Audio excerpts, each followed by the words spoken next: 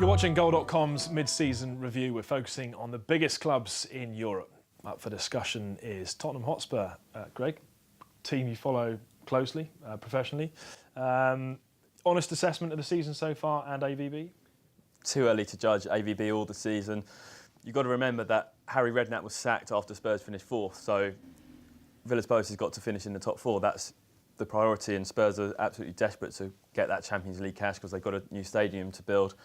It's been okay, but they'll be fighting for fourth, but they've got a long way to go. They've got a lot of improvements to make, which is why the January transfer window is going to be really important. And it'll be interesting to see how Villas-Boas and Levy manage to negotiate through the January transfer window, because Levy's essentially a director of football, and it didn't work very well in the summer. They missed out on some key targets. Stamina seems to be an issue. Stat, I'm going to pinch from you. If games finished after 80 minutes, they'd be top of the league right now. Yeah, that's true. And one thing I think you could attribute that particular failing to, perhaps, is Andre Villas-Boas on the sidelines. Tactically, he's not been able to see games through. Maybe there's a little bit of negativity in the type of coaching that he does.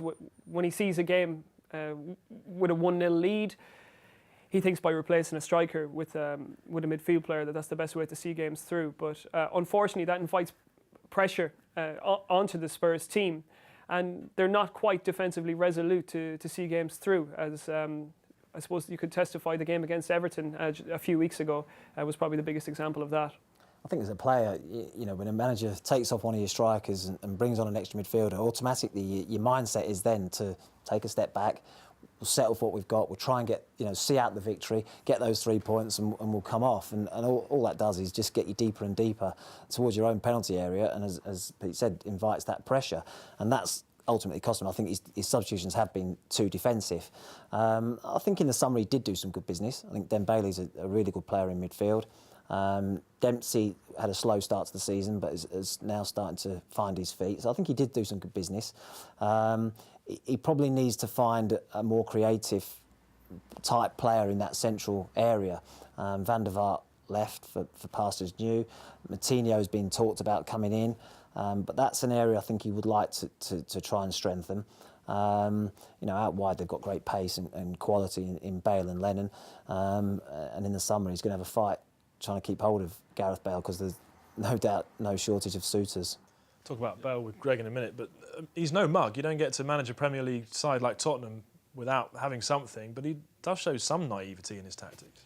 I think so, and although he made his name at Porto and he had that fantastic season where they won the treble, I still think that Villas-Boas has a little bit of proving himself to do. He's not quite reached that territory occupied by the likes of Jose Mourinho and Alex Ferguson as one of the top managers. So I think he does try to improve himself on a game-by-game basis and almost display his aptitude for management at this level by making these decisions game by game. And he does get it wrong. The derby, obviously, they went down to 10 men very, very quickly. And he seemed to surrender that game right on half-time. For me, I think Spurs' biggest problem was missing out on Moutinho. I think had they signed Moutinho from Porto in the summer, I think that could have been the best transfer made anywhere in Europe during the summer transfer window. I rate Moutinho as possibly the best midfield player in Europe, and that would have been a really, really big coup and an upgrade on Luka Modric. And he still wants Moutinho, and he was banging the Moutinho drum all summer to the chairman, but the deal fell through right at the last minute. And you're talking about the tactics there, and the man management issue is quite big for Villas-Boas, because you've got these players in the dressing room who are used to Harry Redknapp giving them so much freedom to go out and do what they want to do. Even training was just very relaxed, and his man management style, the arm around the shoulder, you're the best player in the world. And they've got this, Villas-Boas is a bit of a robot, and he's very meticulous and very specific, and it's PowerPoint presentations. And the contrast with Redknapp's taken a bit of getting used to for the players. I think the best example of that is Michael Dawson. He almost made his opinion before he arrived at the football club about Michael Dawson, was almost trying to sell him in the summer. It didn't happen, and yet when he's got back into the team, he's proved to be, I suppose, probably the best defender, and results improved up when he was playing. Pete, last word.